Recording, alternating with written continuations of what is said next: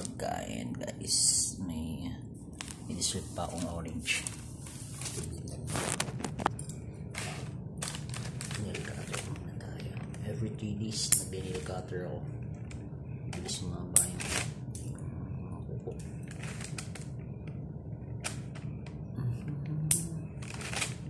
Okay guys, ilang beses kayo mag-nail cutter sa isang linggo? Bali ako twice a week siguro.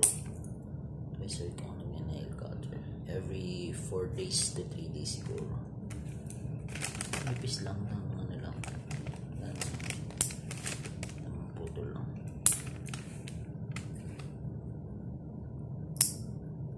Nanay ko mas magkuko. Sa amin nung bata kami, maikli masyado yung kinukuko niya. Halos minsan dudugo na yung ano. Dahil sa malabo na rin yung mata niya.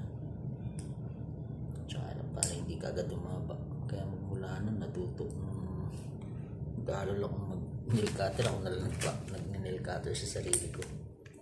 Tsaka isa pa, dahil malaki tayo, pero natututo din tayo isa may independent.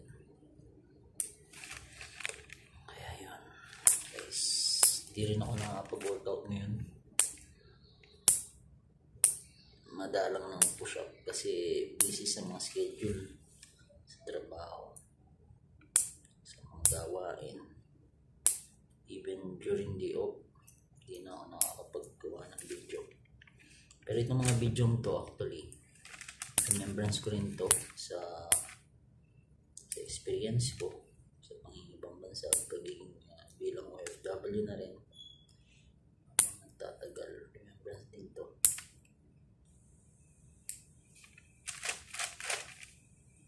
May audit pa kami bukas. Sana maging maayos yung audit namin at successful. Gabi ako ngayon, hanggang 1 lang ako na supposedly hanggang 4 AM, pero uwi ako 1 kasi mamaya nga umaga mag-opening ako para sa audit.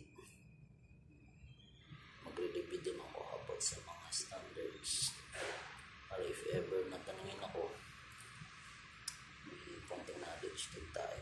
Actually alam ko naman na lahat, pero syempre kailangan din ng review para sa nag-aaral guys, no? Review. Actually hindi rin naman first time sa akin ganyan eh. Kaya na nag-working student ako sa Jollibee, madalas ako na-interview sa mga audit namin.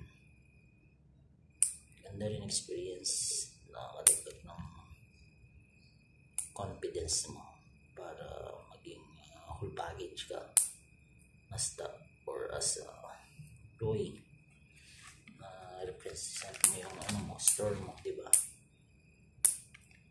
Naging employee of the month ka dahil sa mga ganang bagay na nagtitiwala sila sa'yo. Maging represent mo yung store. Malaking bagay yun guys. At magdamit mo din to sa paghubog ng sarili mo. Mas lalo gagalingan, mas motivate ka maso or maging example, good example, or maging model sa mga kasama mo sa trabaho. May aim kayo na tina-target.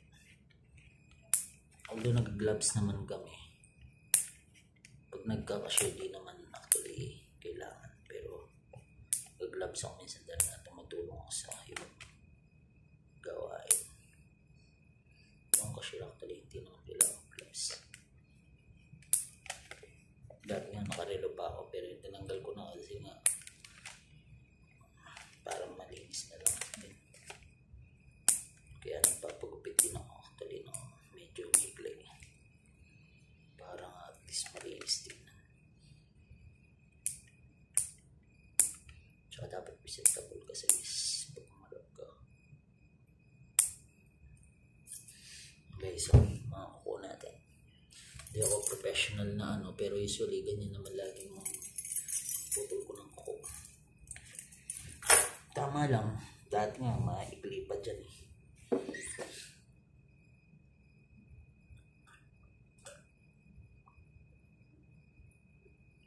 Tapos Tapos lagi nang inom ng tubig. Mainam na inom ng tubig guys. Maganda sa katawan. Anyway, maya din. Papasok na ulit sa trabaho.